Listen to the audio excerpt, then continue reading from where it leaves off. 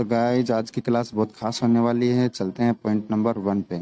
देखो पहला पॉइंट आता है कार्डियक आउटपुट।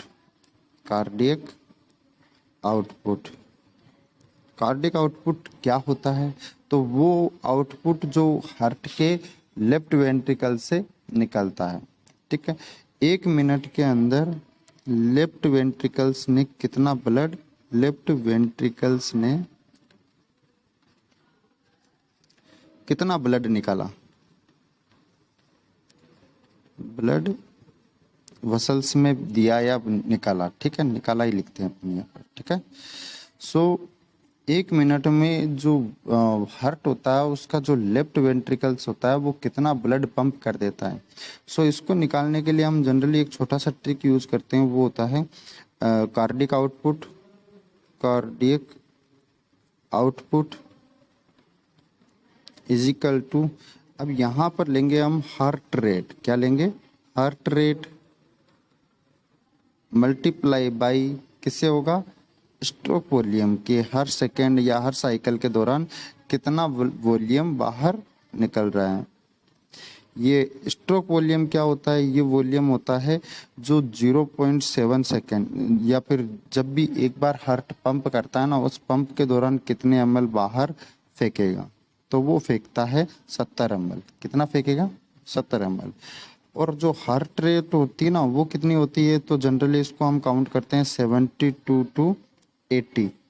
ठीक है, बिट पर मिनट, बिट पर मिनट। ठीक है, सो यहाँ पर आपको सिंपल ये करना है कि 72 को मल्टीप्लाई कर दो आप स्ट्रोक वॉल्यूम के साथ। जो रीडिंग आती है वो होता है कार्डियक आउटपुट। क्या होगा? Cardiac output. तो जैसे हम इनको मल्टीप्लाई करेंगे हमें लगभग मिलेगा 5040 ml। ये पर मिनट हार्ट अपने बाहर निकालता है। 1 मिनट के अंदर हार्ट द्वारा कितना ब्लड पंप किया जाता है? तो वो होता है 5040 ml। ठीक है, क्योंकि हमने 72 को 70 से गुना किया। ठीक है, मल्टीप्लाई किया। ठीक है, सो ये था कार्डियक आउटपुट। नेक्स्ट पॉइंट की तरफ बढ़ते हैं। कार्डियक आउटपुट से निकाला जाता है पल्स प्रेशर, या फिर बीपी से निकाला जाता है। बीपी से निकाला जाता है पल्स प्रेशर। बहुत इजी मेथड बता रहा हूँ, ध्यान रखना। पल्स प्रेशर, ये पल्स प्रेशर क्या होता है? तो पल्स प्रेशर होता है जब सिस्टोलिक बीपी को माइनस करते हैं हम डायस्टोलिक बीपी से। डायस्टोलिक बीपी, ठीक है, सिस्टोलिक बीपी को हम माइनस करते हैं डायस्टोलिक बीपी, तो हमें जो मिलेगा वो मिलेगा पल्स प्रेशर। एग्जाम्पल देखें तो एक व्यक्ति की बीपी है 120/80, तो हमें निकालना है इसका पल्स प्रेशर। तो हम क्या करेंगे? 120 - 80 = 40। ये 40 mm ऑफ Hg क्या होगा? Pulse pressure. पल्स प्रेशर, ठीक है, ये पल्स प्रेशर होगा।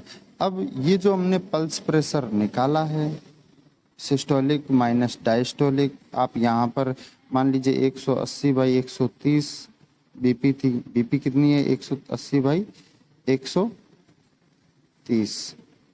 तो यहाँ पर आपने क्या किया? 180 में से 130 को माइनस कर लिया। जो रीडिंग आई आपकी वो क्या थी? Pulse pressure. तो यहाँ 50 आ जाएगा। 50 mm ऑफ Hg, ये होगा पल्स प्रेशर। ठीक है, अब हमने पल्स प्रेशर निकाल दिया। अब हमें क्या करना है? तो मीन्स आर्टेरियल ब्लड प्रेशर निकाल लें। MABP। MABP का मतलब होता है means arterial blood pressure. Blood pressure. अब आपने यहाँ पर क्या निकाला? ये है आपका पीपी। क्या है? PP, pulse pressure. ठीक है, इस पल्स प्रेशर में आप सिंपल 3 का भाग लगा दो। ठीक है, फिर जो रीडिंग आए उस रीडिंग के अंदर आप डायस्टोलिक बीपी ऐड कर दो। डायस्टोलिक बीपी, जैसे आप डायस्टोलिक बीपी ऐड करेंगे ना, आपकी रीडिंग आ जाएगी MA BP। ठीक है, जैसे कि हमने यहाँ पर ये ले लेते हैं 40 mm ऑफ HG। ठीक है, सो इसका एक उदाहरण देखें। एग्जाम्पल 40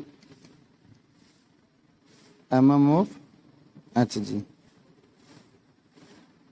ये क्या था? ये था PP, पल्स प्रेशर। ठीक है, हमने क्या किया, इसके अंदर केवल सिंपली 3 का भाग लगाना है। जैसे 3 का भाग लगाएंगे कितना आएगा? 13.33। इसके अंदर डायस्टोलिक जोड़ना है। डायस्टोलिक कितना था? तो यहाँ पर डायस्टोलिक था, यहाँ पर देखो 80 है डायस्टोलिक। सो हम यहाँ पर क्या करेंगे, डायस्टोलिक को ऐड कर देंगे। तो 13.33 प्लस डायस्टोलिक 80 इक्वल टू 93.33। ये हो गया हमारा MA BP। बहुत इजी है, कुछ नहीं करना, केवल पल्स प्रेशर है। पल्स प्रेशर के अंदर आपको 3 का भाग लगाना है और जोड़ दो डायस्टोलिक बीपी में। नीचे वाली जो बीपी होती है उसके अंदर जोड़ दो। जैसे ही जोड़ोगे आपका MA BP आ जाएगा। ठीक है, सो ये भी एग्जाम के अंदर खास 3 पॉइंट बनते हैं और तीनों मोस्ट इम्पोर्टेंट है। ठीक है, MA BP। अब इसी के साथ में चलो हमने MA BP देख लिया, एक उदाहरण और देख लेते हैं। इसका कभी कभी ट्रिक पूछ लिया जाता है कि एग्जाम के अंदर इसका जो सूत्र लगेगा वो क्या होगा। तो देखो, इसका जो लो होता है या फॉर्मूला होता है, वो फॉर्मूला क्या होता है? वो होता है MA BP equal to,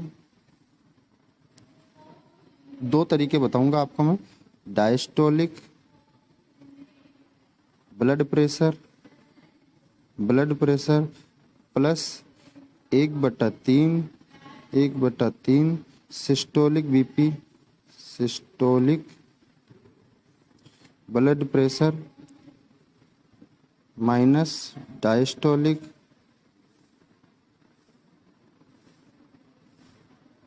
BP. ठीक है, ये हुआ एक तरीका।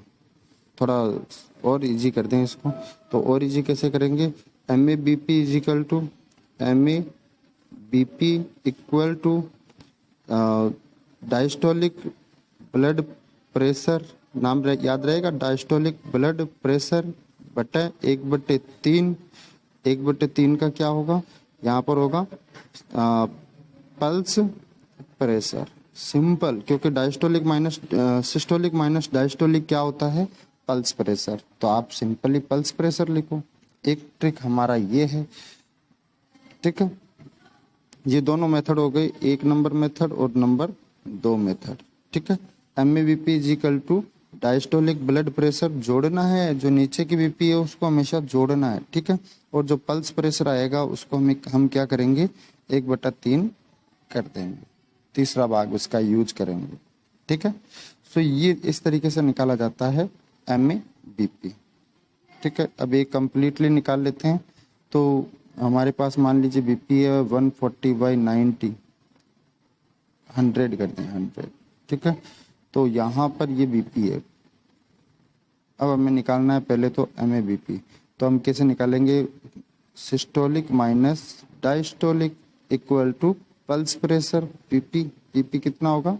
40 में 3 का भाग लगा दिया, टोटल आया हमारा 13.33। इस 13.33 के अंदर जो 100 होता है उसको हम क्या करेंगे? ऐड कर देंगे, प्लस 100।